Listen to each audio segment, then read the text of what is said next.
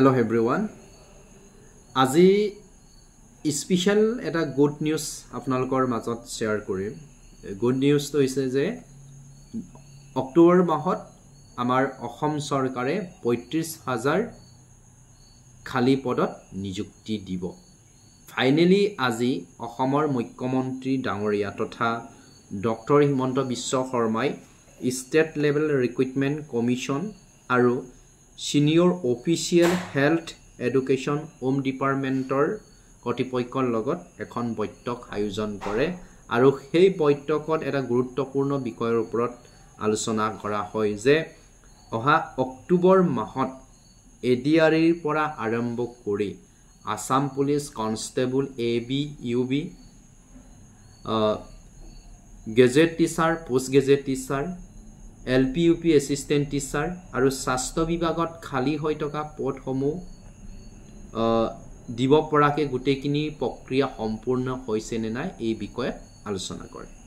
আপোনালোকে নিশ্চয় জানে যে ষ্টেট লেভেল ৰিক্ৰুটমেণ্ট কমিশ্যন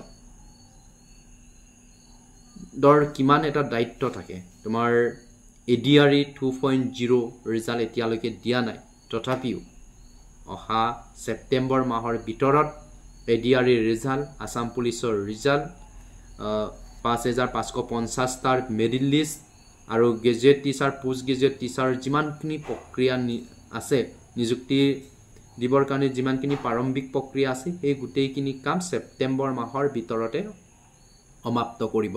মই আগৰ পৰাই কৈ আছিলোঁ যে ছেপ্টেম্বৰ মাহত যিমান ৰিজাল্ট দিবলগীয়া আছে সেই গোটেইখিনি ৰিজাল্ট দিব।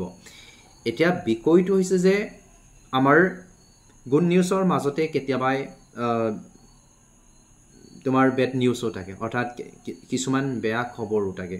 এয়া হৈছে যে ৪,৫০০ মই আগৰ পৰাই চিঞৰি কৈ আছিলোঁ যে ৪,৫০০টাৰ বিজ্ঞাপন 10 অক্টোবৰত নিদিব। কাৰণ কেইটা আছিলে যে ৫,৫৫০টাৰ প্ৰক্ৰিয়া নিযুক্তি প্ৰক্ৰিয়া যেতিয়ালৈকে সমাপ্ত নকৰে তেতিয়ালৈকে ৪,৫০০টা নিযুক্তি প্ৰক্ৰিয়াৰ কাৰণে যিখিনি প্ৰচেছ প্ৰাৰম্ভিক প্ৰক্ৰিয়া সেইখিনি আৰম্ভ নকৰে। চ' ফাইনেলি সেইটো আউট কৰা হ'ল।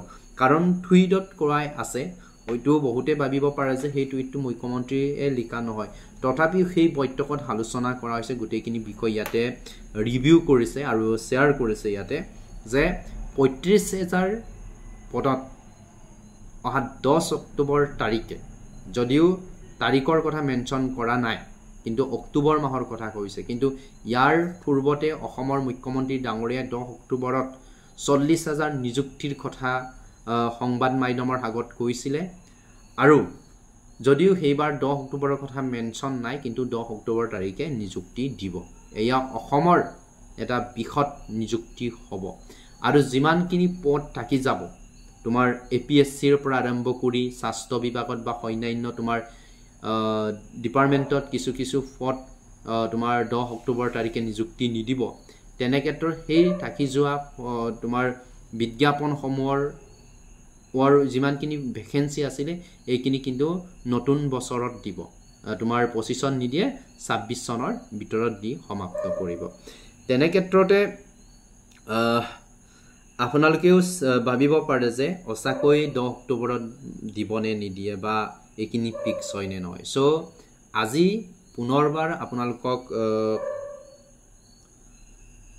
গ্যাৰাণ্টি দি 105% চিয়ৰ হৈ আপোনালোকক জনাই দিম যে ৫,৫৫০টাৰ পৰা আৰম্ভ কৰি এডিআৰইত ১২,০০০ কিমানটা আছিলে, GT PGTত ৯,৩০০ কিমানটা পোষ্ট আছিলে, স্বাস্থ্য বিভাগ বা আসাম পুলিচত তোমাৰ 6,000 কিবা এটা আছিলে, সেই গোটেইখিনি মিলাই গোটেইখিনি তোমাৰ 35K বুলি কৈছে, কিন্তু 35K নহয়, একচুৱেলি 33K প্লাছ আছিলে। মই এদিনা হিচাপ কৰিছিলোঁ ৩৩,১৭৫টা পদত নিযুক্তি দিব।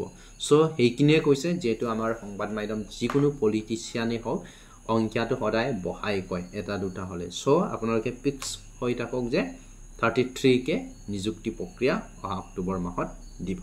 চ' সেইখিনি আছিলে আৰু ৪,৫০০ পদত আবেদন কৰা প্ৰাৰ্থীকো ইয়াৰ পৰাই আশ্বাস দিছোঁ আপোনালোকেও 2-3 মাহৰ পাছত এপইণ্টমেণ্ট লাভ কৰিব যদিও 10 অক্টোবৰত নকৰে আৰু আপোনালোকে ৱেইট কৰিছে ভালে হ'ব যে যদি ডবলকে দিয়া হলে যে 5550 টা লগত যদি 4500টা পদৰ নিযুক্তি দিলে তেতিয়ালে অলপমান খেলিমেলি হোৱাৰ চান্স আছিল কিন্তু এবাৰ সিনচিয়াৰ হ'ব কামখিনি আপোনালোকে চাকৰি পাব সো নিশ্চিত মনেৰে হেপি হৈ থাকক